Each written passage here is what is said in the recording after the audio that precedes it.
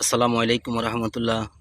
বন্ধুরা, এটা হলো আমার এই যে আমার না তো এটা আমার স্ত্রীর।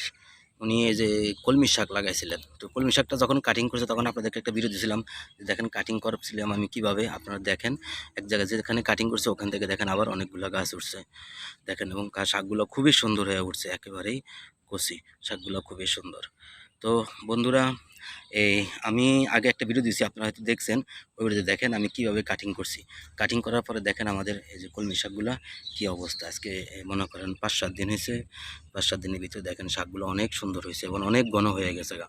এই শাকগুলো এখন আপনি মনে করেন প্রতি সপ্তাহে আপনি মিনিমাম ২-৩ দিন কাটতে পারবেন। ২-৩ দিন নিলে আপনি খাইতে পারবেন, এমন একটা অবস্থা হয়ে গেছে এবং খুবই সুন্দরগুলো উঠছে। তো যাই হোক, এটা কলমি শাকগুলো তো আপনাদেরকে আগেই বলছিলাম যে কলমি শাকটা আমার স্ত্রী খুব শখ করে লাগাইছে। ওনার পছন্দ এটা। উনি নিজে লাগাইছে, উনি নিজে পরিচর্যা করেন, আমার সাথে আসেন। তো আজকে আপনাদেরকে ভিডিও দেওয়ার উদ্দেশ্য হইল, ওই যে আগে একটা আমি ভিডিও দিছি দেখেন আমরা কলমি শাক কাটিং করার সময়। ওই ভিডিওটা দেখলে বুঝতে পারবেন যে আসলে কলমি শাক কীভাবে কাটিং করতে হয়। আমি আর কি বলছিলাম আপনাদেরকে ৩-৪টা পাতা রাইখা পরে কাটিং করছিলাম। এখন দেখেন ওখান থেকে এক একটা গাছের থেকে কতগুলো গাছ উঠছে। এক একটা গাছেতে ৩-৪টা করে গাছ উঠে গেছে। এখন দেখেন শাকগুলো কি সুন্দর হয়েছে এবং এগুলো খুবই সুন্দর শাক। আপনি এই শাকগুলো খাইতে খুবই সুস্বাদু হবে। কারণ আমার এই ক্ষেতে কোনো ময়লা নাই, আবর্জনা নাই। আমি সবসময় পরিষ্কার করে রাখি এই কারণে যেহেতু শাকগুলো আমি নিজেই খাবো, আমার বাচ্চারা খাবে এই জন্য, বা আমার প্রতিবেশীরা খাবে, বা আমার আত্মীয়স্বজনরা যারাই খায় সবাই।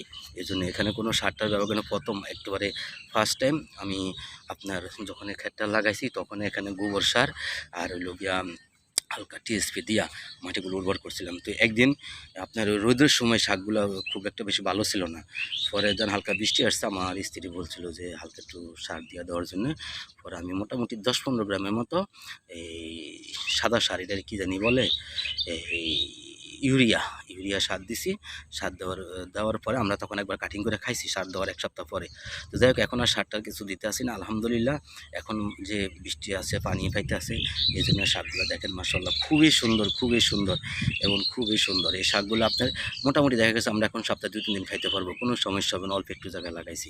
আর যদি আমরা না খাই মানুষও খাইতে পারবো, যেই হোক খাইতে পারবে, এই আর কি। তো ঠিক আছে বন্ধুরা, আপনারা সবাই গাছ লাগান, যে যেখানে জায়গা খালি পান গাছ লাগান।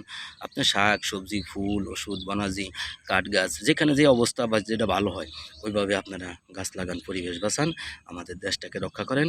খাদ্যের যে চাহিদা এটাও আপনারা আমাদের পূরণ হবে, ঘাটতি পূরণ হবে আর কি।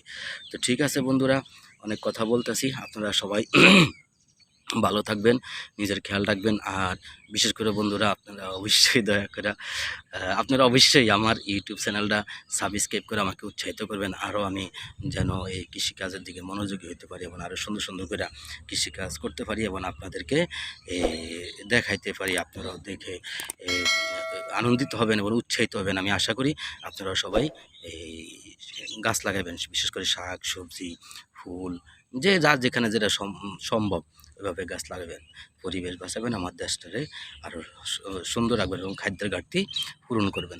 তো ঠিক আছে বন্ধুরা, আজকের মতো রাখি। সবাই ভালো থাকবেন, নিজের খেয়াল রাখবেন। আল্লাহ হাফেজ।